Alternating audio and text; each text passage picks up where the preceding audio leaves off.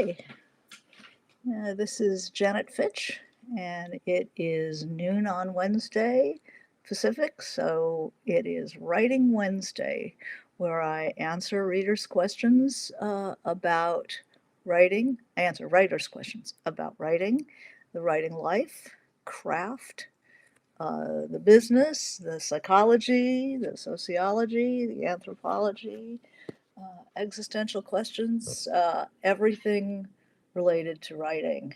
Um, and if you have questions for me today, put them in the chat and we will discuss them.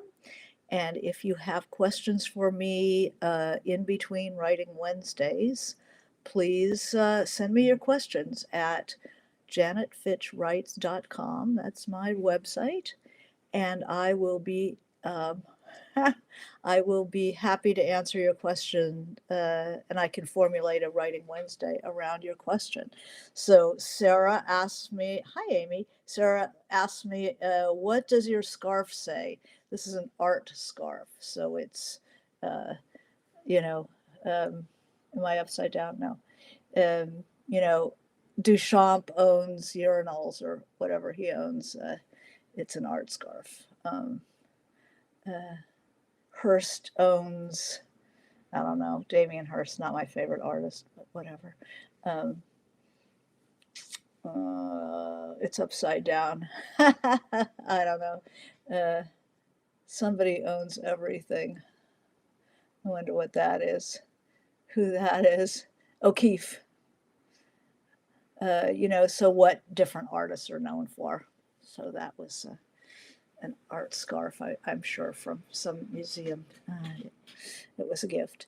Um, anyway, welcome to Writing Wednesday, where I answer questions, even fashion questions. Writing fashion is very interesting. There is a whole book that I saw at a friend's house, writers and what they wore or something like that. And it really is kind of interesting, uh, taking a look at writers and their sartorial style, including Beckett and Hemingway. Very, very, kind of an interesting book. I keep it in the guest room because it's the kind of book, when you're in somebody else's house and you don't really feel like sitting down to a major novel. Um, it's fun to look through. Hi, Jennifer. Good to see you.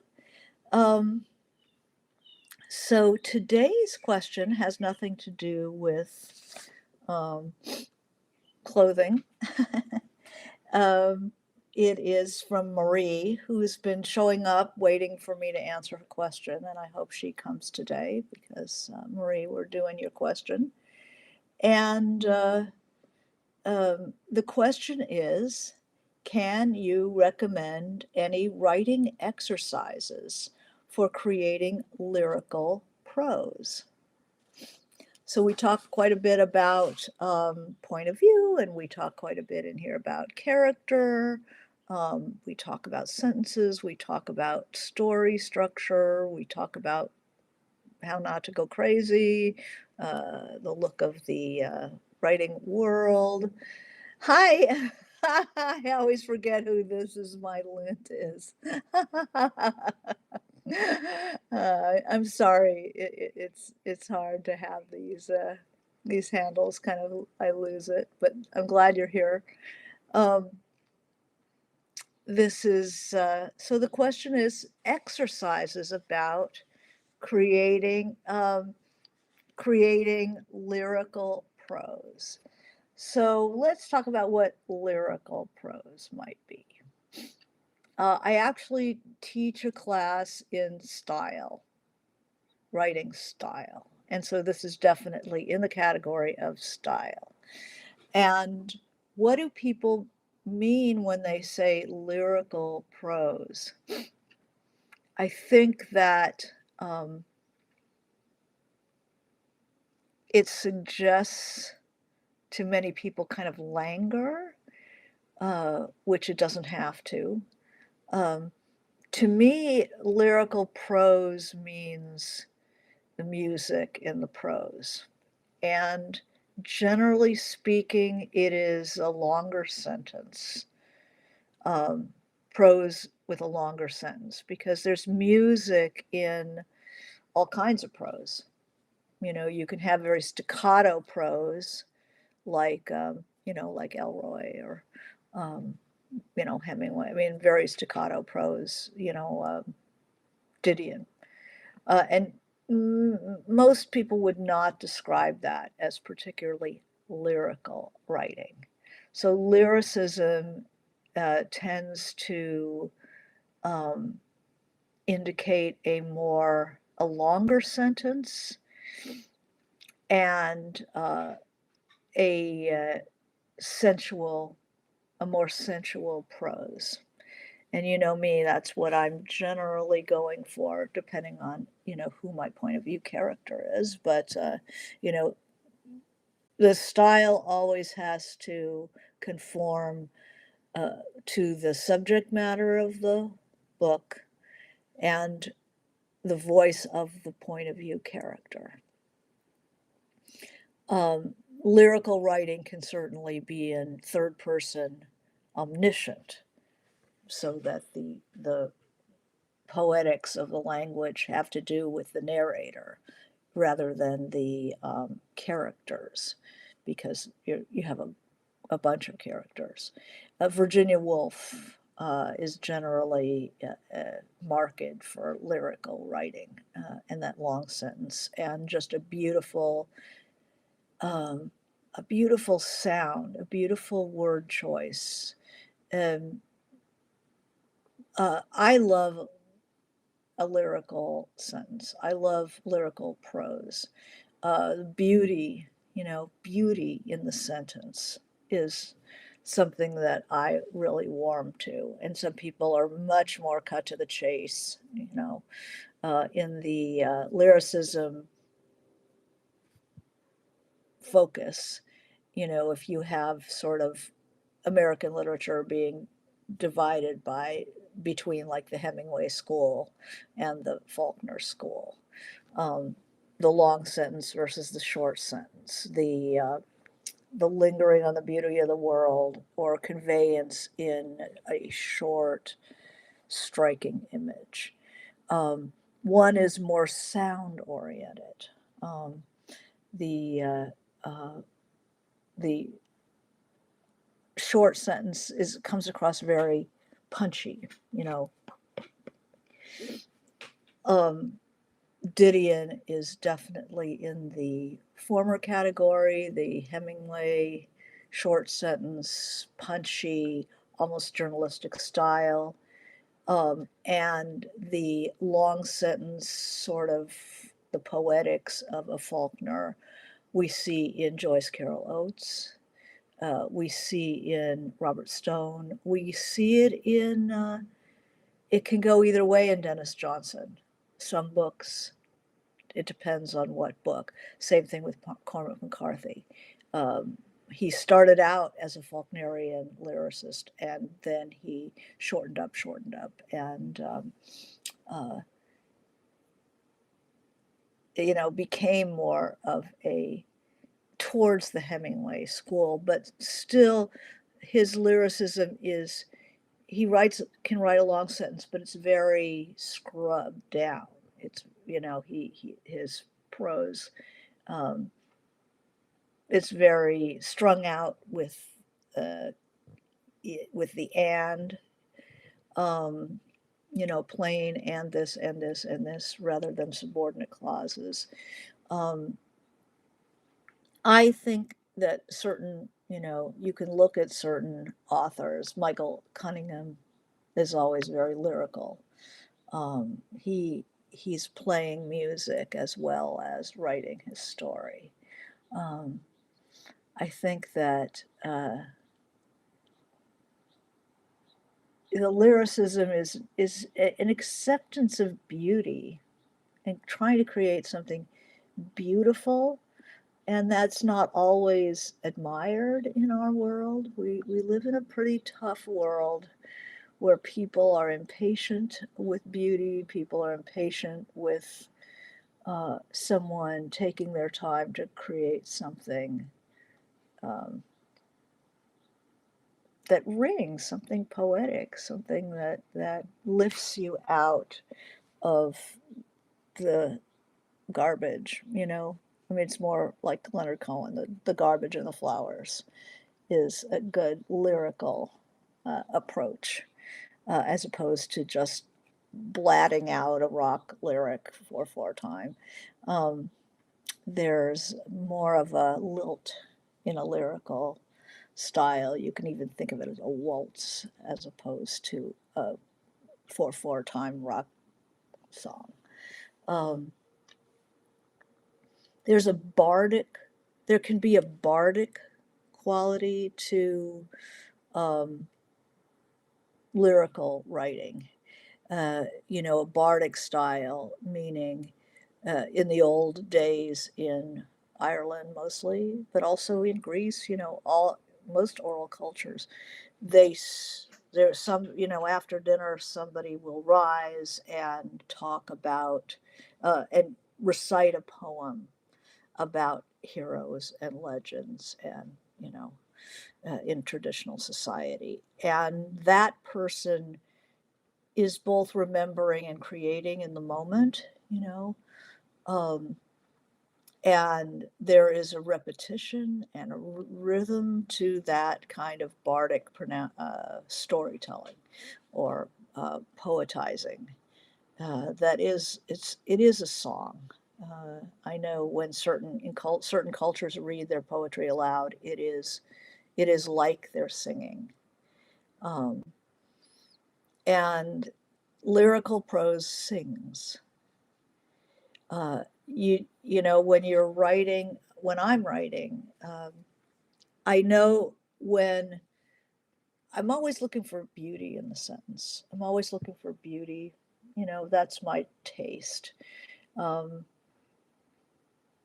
even in the horror, there's going to be language, you know, a fullness of language. Uh, you know, there can be some punch too. There should be. But I'm always looking for that music somewhere. Uh, so exercises that will, let's see if Marie joined us yet. Uh, exercises that for crafting lyrical prose. The biggest exercise is always reading it out loud. Reading it out loud as if you're performing it for an audience, as if you're the bard and you get up after dinner and then you are going to tell your story. You want that music in the language, and often it's you know, certain scenes might be more or less lyrical depending on how much time you've got. You know, if your character's getting the shit beaten out of them, that's not the place for lyricism. It's a place for different kinds of poetics, a you know, a really staccato rhythm, but your awareness of the rhythms is really important. So, how do you become aware of the rhythms of your language and your word choice?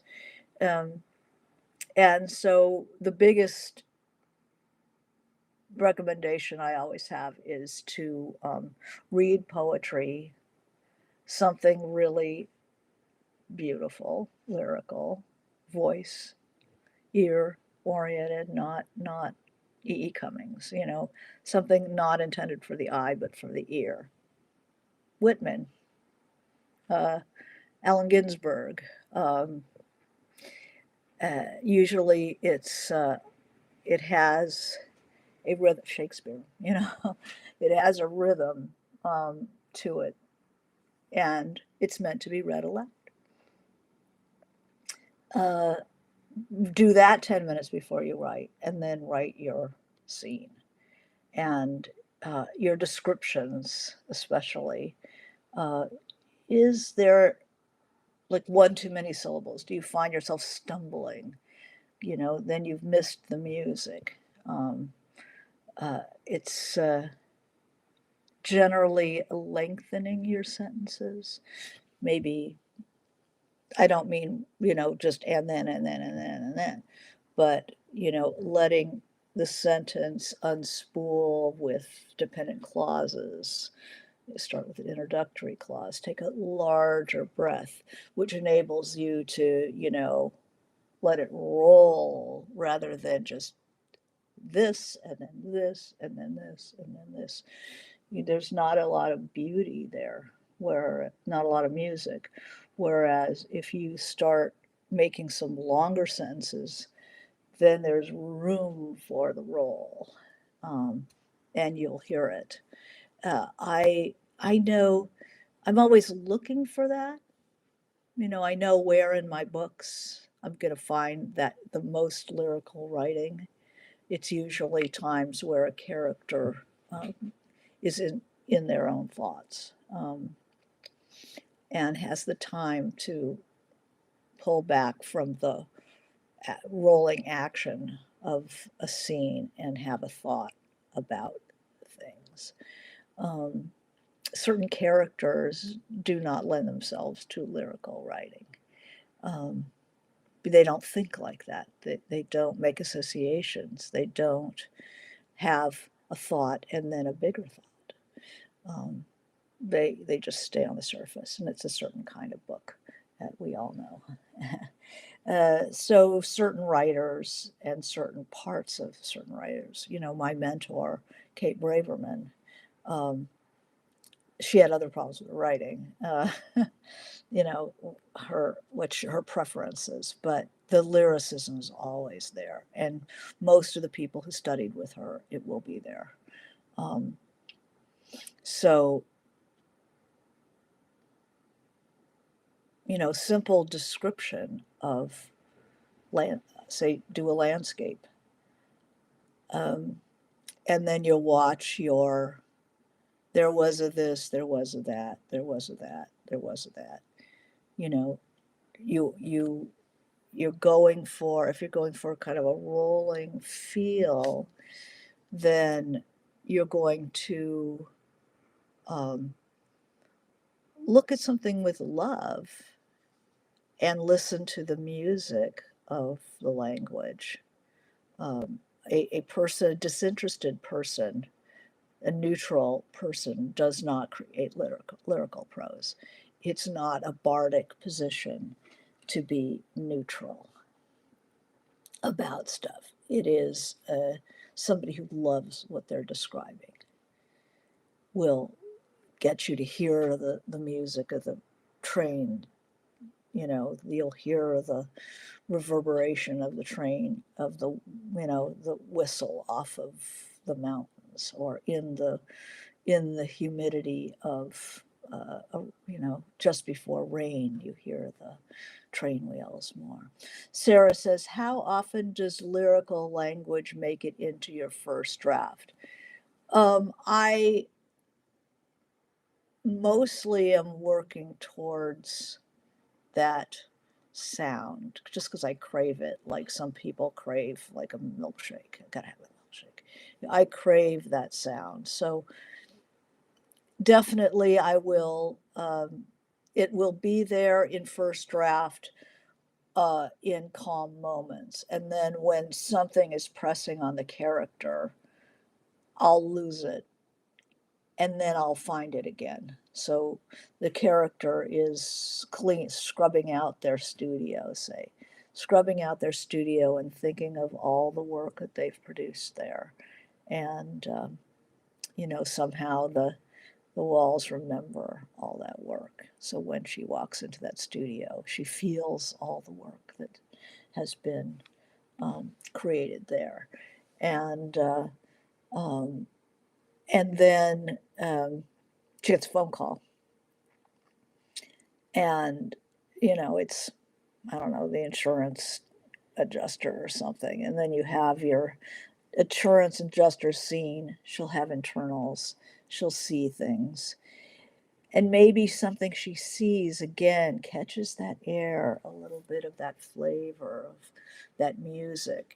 She'll look out the window as she's talking to the insurance adjuster, and she'll see um, a kid um, tearing down the hill on a skateboard, no hole, no breaks, no nothing, and describing the flight of that child, um, the danger and the freedom, is a moment. That's a lyrical moment. And then you go back to, you're in arrears for, and so descriptions can bring you back into that language. Exercises that will help with this. Um, the biggest recommendation I would have for this, which is kind of dangerous in an unsupervised situation. Kind of an unsupervised situation when you're doing it on your own. But a really good exercise is writing the long sentence. And the long sentence is you write for 10 minutes. And everywhere you normally would put a period, you put a comma, and you keep the sentence going. You keep the sentence from ending. Um, because what so many people have trouble lengthening their sentences without um, just adding on to the end and then the run on thing. If anybody's a teacher, you know what I mean.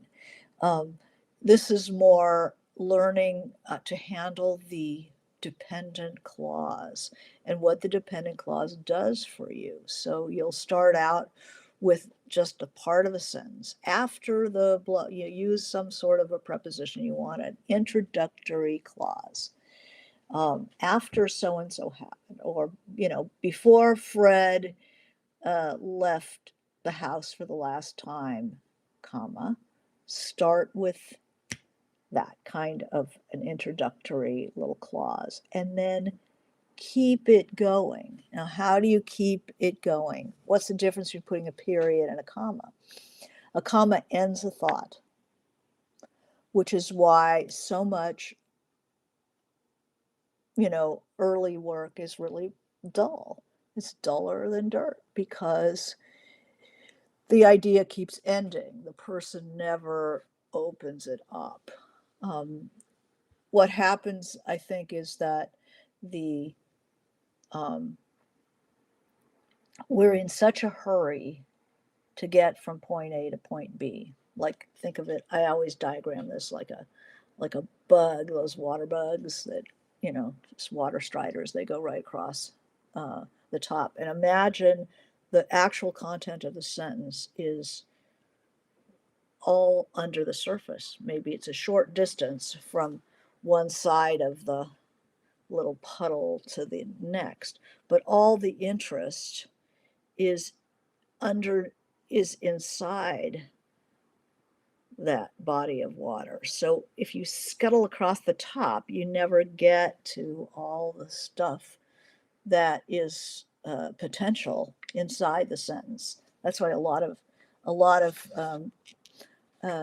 times I'll tell people, that the sentence is what's in there is what's inside the sentence. It's already there. You've already written it, but you've sped through it so fast because you're trying to get to the other side instead of exploring the sentence. This is better. So here's your bug, and it's walking across the water here. There's your little bug, and he's trying to cross from A to B, or B to A, or whatever, B to A, and it just is going on top. Whereas what's interesting or possible in that sentence is inside, is underneath. But if you don't take the time, if you're in such a hurry to get across, then it's like there was a boy, period. Um, and unpacking the sentence gives you a moment to do that lyrical consideration of the world. And the longer sentence gives you a chance to get some rhythm and some beauty and taking you somewhere unexpected. in the dependent clauses. So if you never use a dependent clause, this exercise, the 10-minute sentence, will do that. And what you're trying to do is not end the sentence. It's like the game where you toss the balloon in the air and everybody just tries to keep it off the ground. You're trying to keep the sentence from ending, keep it off the ground. So, for example, you know, um, on the way home from the fair, comma, Fred noticed. So we have an introductory clause on the way home from the fair. We have Fred, so we have our character, noticed, and then 4 herons, say, streak across the sky, period. Okay, so you've just cut your sentence short again. Bummer. Okay, let's try again. We're really trying to keep it structurally off the ground, even if you're done with the 10-minute sentence, you are going, this makes no sense. I don't care. It makes sense on a grammatical level, and I want you to have the experience of that grammatical. What is it like to extend a sentence instead of ending it? So Fred noticed 4 herons, and then I could put a comma there.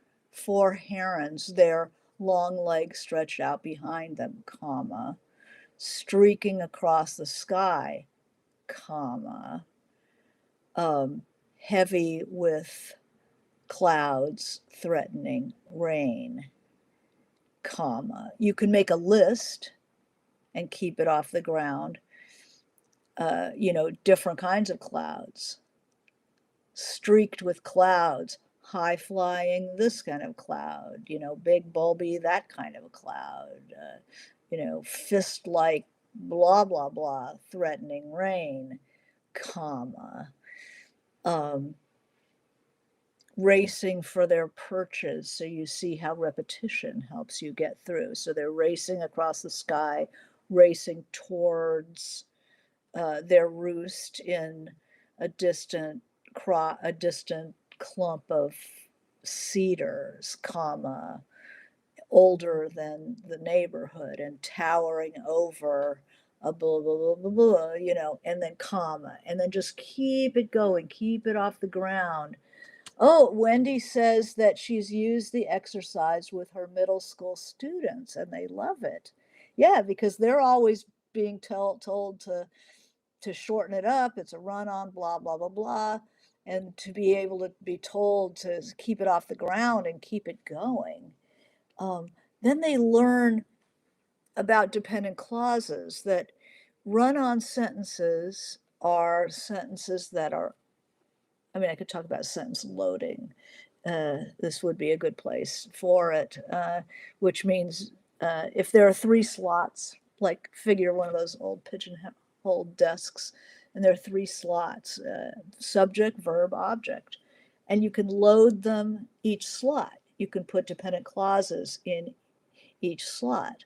You can put dependent clauses in more than one, into the first descriptors, re-descriptors in the first slot, talking about the object of the sentence, the subject of the sentence, after coming home from the fair, John, so that's about John, the subject. You can have more information about the verb. They soared homeward toward the top of the, and then you can have it be the object, those cedar trees, and where they're going and how old they are and stuff. It gets very complex in a long sentence. So that's just being very general about this. But kids are always told it's a run-on sentence because they add to the end.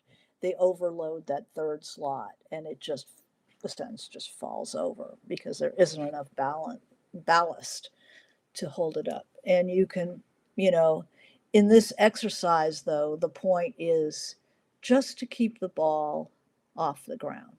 And it doesn't have to make sense, but you'll see all the ways in which you can extend a sentence, all the ways that you can form a dependent clause with prepositions, with lists, with repetitions of different kinds. And you can make a rhythm because you are extending the sentence instead of do, do, do, do. That's not going to be a lyrical. You're not going to be able to keep going. So this is like figure skating. You're learning to what you can do before you fall down or end your routine. Um, and clearly, it is more useful, more likely in a more in a less action oriented story. So if you're writing, hardcore crime, there might be some lyrical writing in there, as you describe. I mean, Chandler is really good at that, even though there's a lot of punchy, kicky stuff going on in Chandler, there's also a lot of contemplation and like, what is the night? What is that night like? What is that alley like? And he can get lyrical about that. Um, but it requires a moment where you're not in a car chase. Um, so let's see what other. So there's the long sentence, and we can try it if you'd like to do that. Just give that a try, and you can always, if we had a Slack channel, we could all post our our versions of the long sentence. But that's an excellent, um, can you write a paragraph that's 10 lines long? I bet after writing the 10-minute sentence you can. So set the clock and just keep that ball off the ground for 10 minutes. And I guarantee you will go places you never thought were in there.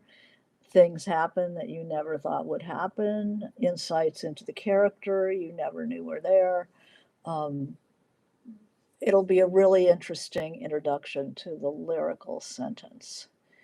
Um, so, who are your favorite lyrical writers? I mean, some people just have a taste for it, people like me. And most of the people who came out of that Kate Braverman workshop that I come from, uh, we we worked with her because we had a taste for it. So her work has a definite lyrical quality. A lot of people who were poets before they were fiction writers have that lyrical feel, that lyrical sound. I see it in Pynchon. I see it in Dennis Johnson. I see it in, well, obviously Faulkner and everybody who comes from Faulkner, like Joyce Carol Oates. Um, I see it in um, Stone, Robert Stone. I see it in uh, Ocean Vuong. Oh, absolutely. And take a look at The Winged Seed by Lee Young Lee. Oh, it is so beautiful, and it's a memoir, but it's a poet's memoir. Um, let's see, Catherine Harrison, Sarah says. Um, yeah, Amy, yeah, Isabel Allende, Wendy says. Yeah, a lot of our favorite um, writers have that lyrical quality to them. Um, who else do we have? Well, I know Sandra Cisneros is a wonderful uh, poet as well as a novelist. Patti Smith. Yeah, Patti can be extreme because she's very nostalgic and she wants you to come on the journey with her. And if you can't establish the vibe of the journey, then you're just looking at somebody, looking at some abandoned house. And why would she do that? Lauren Groff is, has that lyric capability. Um, yeah, she's wonderful with that. Um, I just, lots of women, Sarah says, lots of men too. Um, the beautiful, beautiful writing knows no, Lawrence Durrell is a lyricist. Uh, Malcolm Lowry can be, although what he's doing is kind of phantasmagorical. Um, Works in translation is harder to know because you don't know what's the translator and what's the writer. But to read the Moncrief, an older translation of um, In Search of Lost Time by Proust, I mean, that is extremely lyrical. And then if you read the Swan's Way, the first volume of In Search of Lost Time, if you read the Moncrief, and then you read the Lydia Davis translation, the more modern translation, is suddenly not very lyrical. And it's interesting, and it reflects its time, you know. Um, oh, Sarah says, I just read a beautiful lyrical story by Brad Felver, Orphans. And is that in a certain collection, Sarah?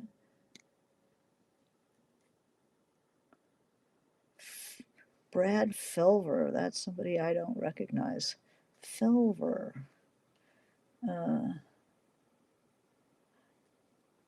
Orphans. Um, and then Wendy says Louisa Erdrich. Yes, Louisa Erdrich, Garcia Marquez, extremely lyrical. So generally, the long sentence is the giveaway. Anthony Doerr, because what would be the point of a long sentence except for the beauty? Henry James. I'm not a big James person, but his sentences are, incredibly beautiful. Um, Joyce, very lyrical. Um, so Sarah says, yeah, this is a story from a collection. She's going to get it. It reflects its time or culture. Yeah, it does. Um, Especially certain, I mean, our times are pretty freaking crass as far as do we make the most of our time? What time is it? How long is it? I mean, they have stories online that actually have estimated time of reading, you know, as if it's a bomb that's going to go off in your life. I don't need to know that it's going to be 9.5 minutes to read that story. It's like how we're getting very quantitative, and time is money. It's seeped into the arts, along with ratings, and maybe it's just people. They've been told, they they've been told their attention span, is only so long, and make it worth your while. Their attention span has been trained to, you know, be impatient with anything that takes longer than, check out at the grocery store. Um, oh, this Brad Felver is in Best American Short Stories. Best Short Stories, the O. Henry, the 2024 O. Henry Awards for Felver. I'll check that out. Donna Tartt, Marquez and Erdrich. Amy would agree with that. Donna Tartt. I haven't read Donna Tartt. Isn't that a shame? Well, it's good. It means that I still have her to read. Anthony Doerr. I haven't read him either. Um, I'd say um,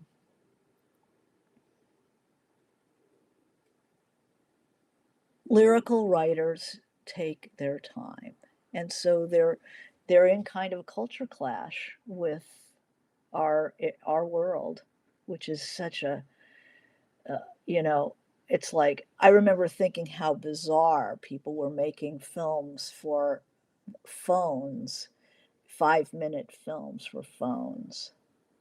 And now people think 5 minutes is a long time. It's like their patience for narrative is there's always counter trends though. So, and that's me. I'm counter trend. I'm trying to fight it. I'm in favor of the senses, and I'm in favor of lyrical writing, and I'm in favor of interiority, and all these things that the times are time is money. It's very capitalistic. This inability to give something time to unfold on its own. But so many people are, now they're meditating and stuff like that. And I just wish they would meditate for slowing down and centering rather than because they think it's going to lead to success. It's very late stage capitalism. Hi, this is uh, somebody joining us for the first time. Just Walter, Barbara Curry says. Yes, Just Walter is wonderfully lyrical and funny and has a big heart too. His book Beautiful Ruins is a favorite, but I know he's got several since then. Um, and then Hi, this is somebody whose name is Hi, their handle. So I'm sorry I can't address you by name. Your writing advice is precious and helps me immensely. Thank you. I'm so glad. Well, ask me. We're talking about lyrical writing. Irene. Hi, Irene. Um, we're talking about lyrical writing and exercises that uh, will help the questioner develop their ability to write lyrical prose.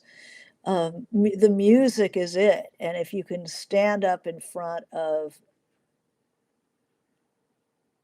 your workshop or a group of fellow writers, or, if you have to, your cat, um, if you can read it online, like, how you can get a Zoom, well, that's just you, and talk, say it to yourself, record it, and listen to the language. Are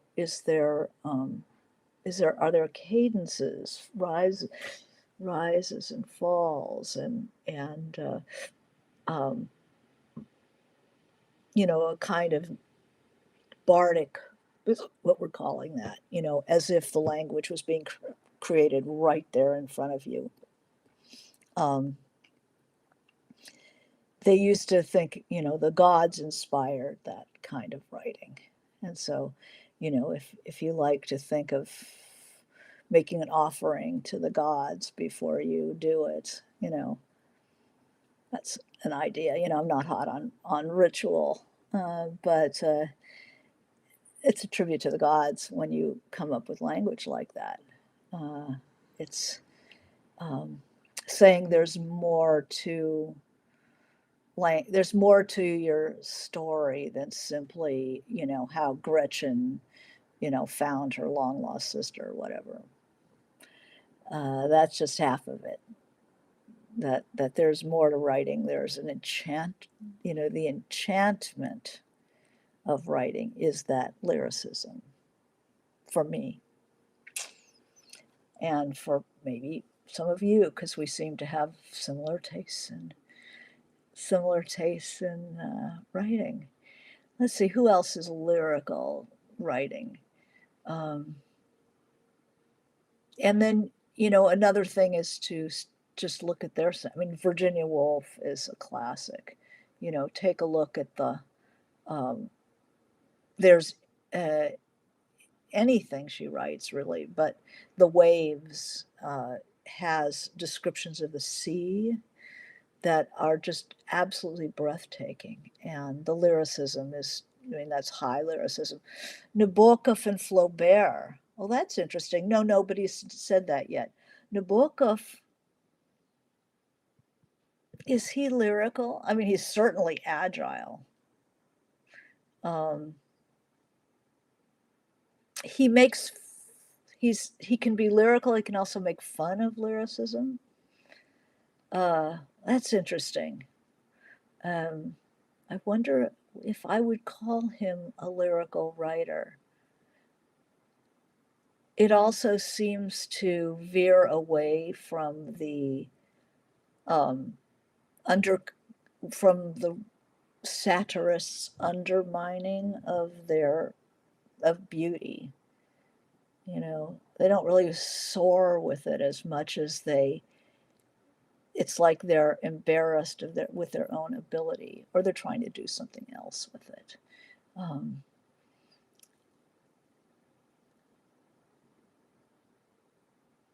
let's think about.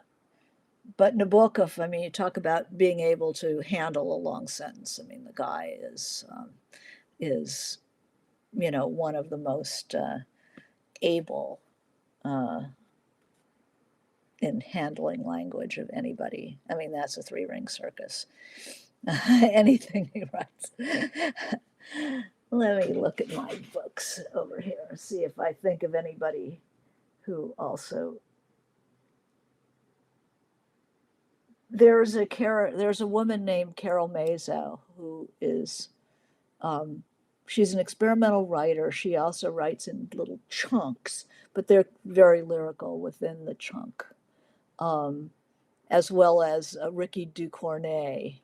So Kate Braverman, Ricky Ducournay, um, very sensual writing, which I think is another name for uh, lyrical writing, is sensual writing. Um, Rebecca Solnit, the Jennifer says, this is nonfiction, but Rebecca Solnit, master of the delicious provocative meander. That's a beautiful sentence, too. Um, Sarah says, why can't we all be in front of our bookshelves right now? Yeah, well, mine are all over the house, so I can't be. Well, I guess I could mic up and wander like, Lady Gaga or something. Um, uh, who else is good at this? So, other exercises that, um, are there certain, you ask yourself, is there certain subject matter that tends to the lyrical as opposed to subject matter that kind of prevents it? Sometimes people can be very dark and lyrical at the same time. I think that you see that with, uh, like The Last Exit to Brooklyn or uh, The Invisible Man. Um, I think that Baldwin can be very lyrical. There's a tenderness about the lyrical standpoint. It's hard to be a tough guy and yet see that beauty. I think Annie Proulx can be really lyrical. Um, a favorite author of mine, Wintering, Let Wendy Says by Kate Moses. I love that book.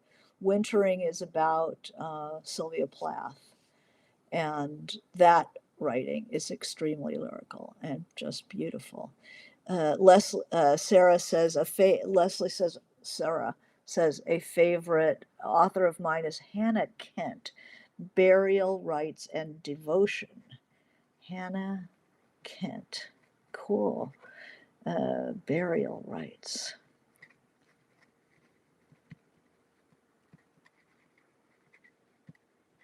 Um, some people can. Some people are suspicious of beauty. That they sense a trap. They sense artifice. They sense, they're being sucked into something, and they sniff at it like a wolf sniffs at the trap, or a coyote. Where they really feel more comfortable with a scrubbed down prose. Um, Whereas some of us, want that rapture, and some people are very suspicious of it. Um, let's see, but the question was exercises, so the long sentence, and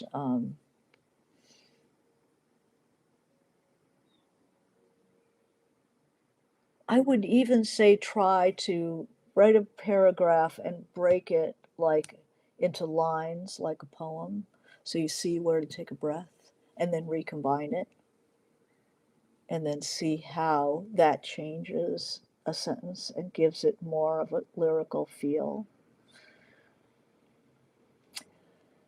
Okay, well, I thank you all for coming today and being so attentive and supporting lyrical writing, sensual writing, and it is certainly my favorite. Um, Jennifer says, "Oh yeah, I totally think of myself as a wolf sniffing at the trap, and yet I love so many of the authors cited today. Food for thought." Yeah, that's good. That's good. All righty. Well, thank you very much for coming for Writing Wednesday, and we will see you next week. And feel free to write to me in between, and I can do your questions. So, Marie, if you're here, um, we got you. Okay.